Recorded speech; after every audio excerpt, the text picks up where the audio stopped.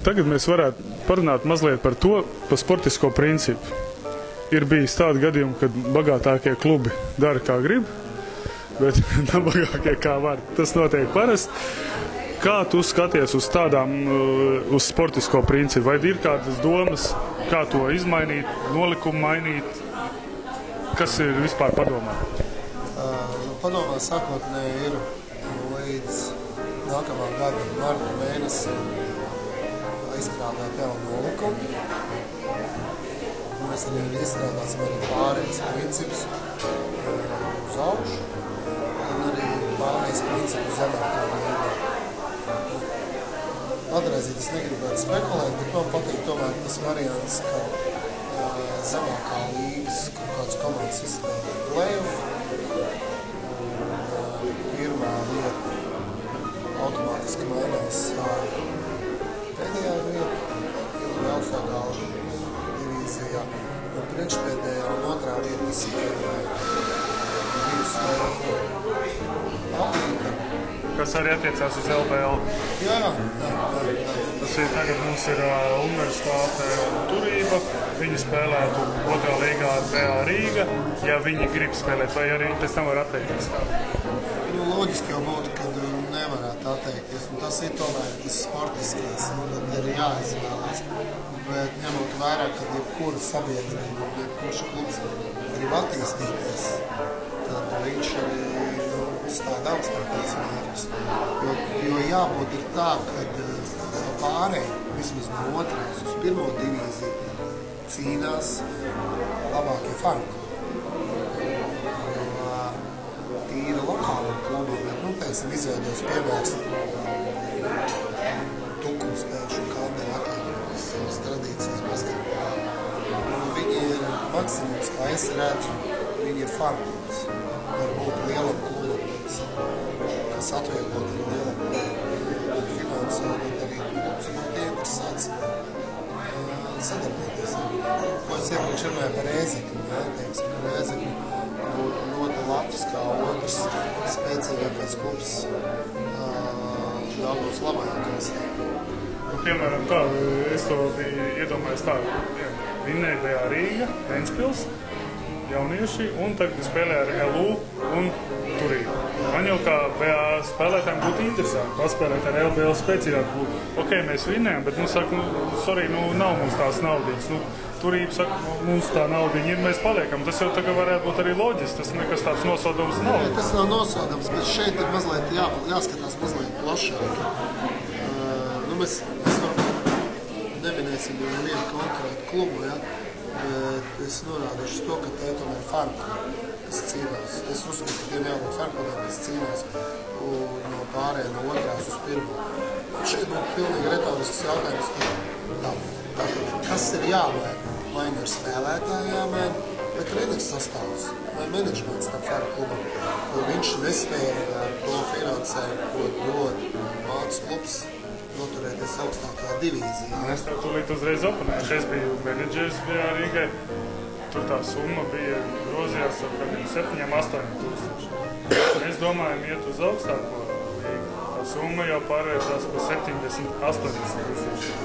Tur ir tā atšķirība, ka, protams, var izvilkt arī, ja tev ir kaut kāda resursa kā LU, Turībai, kuriem savs autobus, sava bāze, ka nav jāmaksā par tā.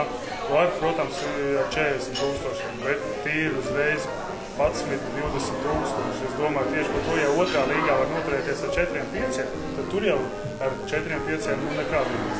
Kaut arī tiesneši naudas, tās jau dalība maksa. Jā, farmklubiem ir atklāts. Bet šeit būtu atkal, te ir jāsaprot, ka viens ir, kas ir alga un kas ir atalgojums. Jo atalgojumā ietilpst ne tikai fiziskā nauda, bet atalgojumā arī ietilpst iespēja, izaugsmes iespēja, atalgojumā ietilpst arī telefons, citas saimnieciskas izdevumi, kas arī ir algas. Mācību maksas, jā, teiksim, tas ir ļoti būtiski. Tomēr 1000 lats vajag mācībā, ja tu gribi, bet, teiksim, ir vesela plejāda jautājumu, kas ir atalgojumi. Mēs jau ļoti daudz Latvijā domājam, ka tikai tīra alga ir alga, tas ir fiziski saņem. Bet atalgojums tas ir kaut kas vairāk. Mēs tā, ka tev ir iespēja cerības. Tas jau cilvēku motivē. Mēs esam mazliet atgājuši no tā principa. Cilvēki jau ceļas priekšu, kājas jūt.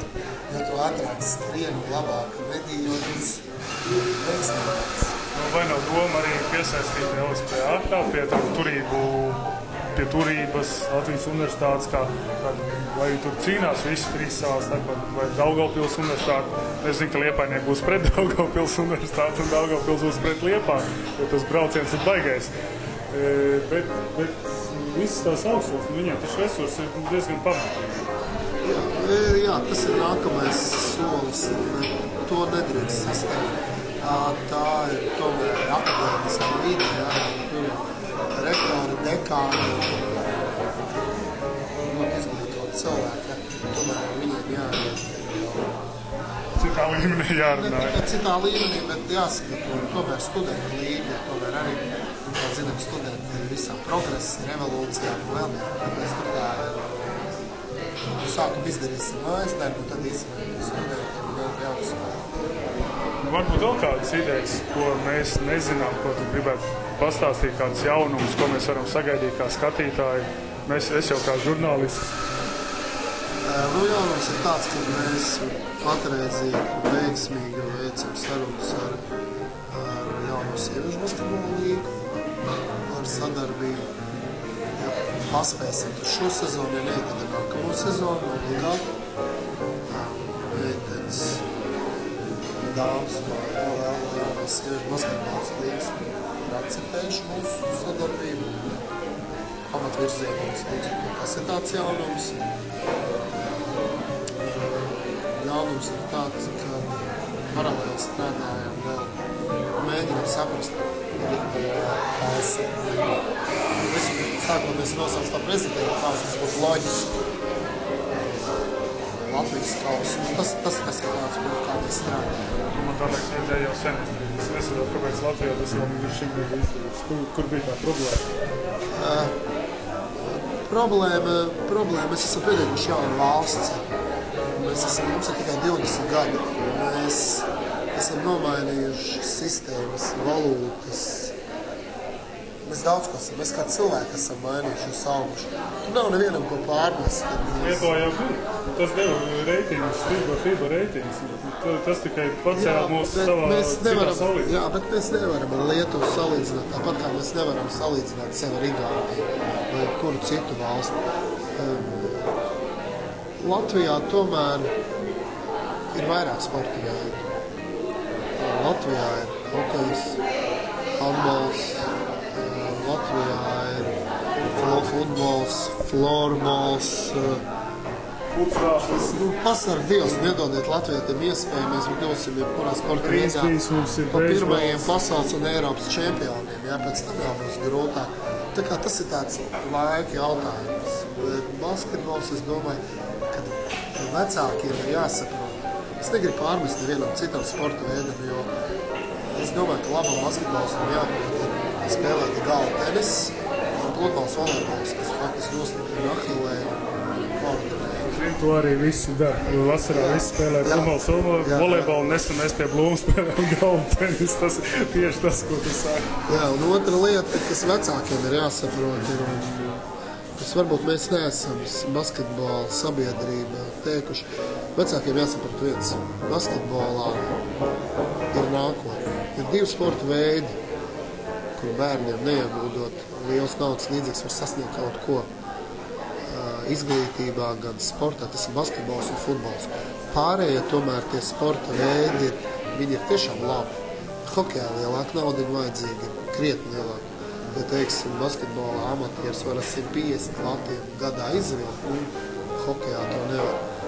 Citos sporta veidos, nav tāds nākotnes, izglītības ziņā nevar braukt uz Ameriku studēt. Handbolā varbūt iespējams ir Vācijā spēlēt. Tagad handbolā ir 50% atlaide universitātē, ja tu LSPA, tā ir LU ASK. Es kaut ko jaucu varbūt, bet bija tā. Jā, bet tas ir lokāli. Tā ir lokālā īpatnība, ko ļoti labi, ka basketbolu handbolisti realizējuši, bet nākotnē ir tikai Vācija. Nu, Itālija, es nezinu, man liekas, Itālijā un Spānijā vēl kaut kas ir, kur varētu bērni nopelnīt naudu, ja? Bet basketbolā tomēr ir lielākas iespējas. Jo basketbols tomēr ir viena no inteliģentākām un gudrākām spēlēm, un arī smagākām jāatzīst. Nevienam nav noslēpums, ka mēs esam rokas, kājas un... Ir tā. Labi, varbūt uz to pēdējo tādu punktu pieliksim mūsu diskusijai. Skatītāji, cik būs tava prognoze? Ejot pie sponsoriem, saka, man šogad būs vidēji 500 skatītāji. To tu varētu apsolīt mums? Es domāju, ka mēs varētu runāt. Jā, mēs to varētu runāt. Es nevaru pateikt, kurā sprīdī, bet es gribu intervijas sākumu atgriezties. Šeit iet runa par lokālo patriotismu. Es ļoti vēlētos, lai menedžeri klubu iesaistītu lokālās muzikas skolas ar saviem orķestriem, kas atbalstītu. Tas viss veido to mūsu sabiedrību. Lokālais patriotisms, lokālais uzņēmējs, tas ir tas galvenais. Lokālais patriots, kas ceļ basketbolu. Nebūs tā lokālā patriotisma, nebūs arī pirmais solis, ja būs orķestris, jāteiksim, Ventspilī vai Vērs uzaicināt, ja kurs muzikas skolu. Lūdzu, spēlējiet. Jā, es atceros Baronam un Lefam. Tas bija tāds asinis. Man ļoti patika arī ASK laikos, tur spēlēja kaut kādu grupiņu minūtes pārtraukumu. Bija ok, man tas patīk. Jā, bet tā bija tomēr elektroniskā mūzika. Tas ir savādāk, bet pūtē orķestris, un tur ir kaut kāds feelings. Bija pūtē orķestris. Būs skatītāji, būs sponsori un basketbols attīstīsies. Jā, viņš nekur nepalies. Labi, tā bija intervija ar Edgaru Ābramu, jauno LBL direktoru. Viņš teica, ka basketbols nekur nepazudīs un būs vismaz 1000 cilvēku, fani uz katru spēli. Paldies!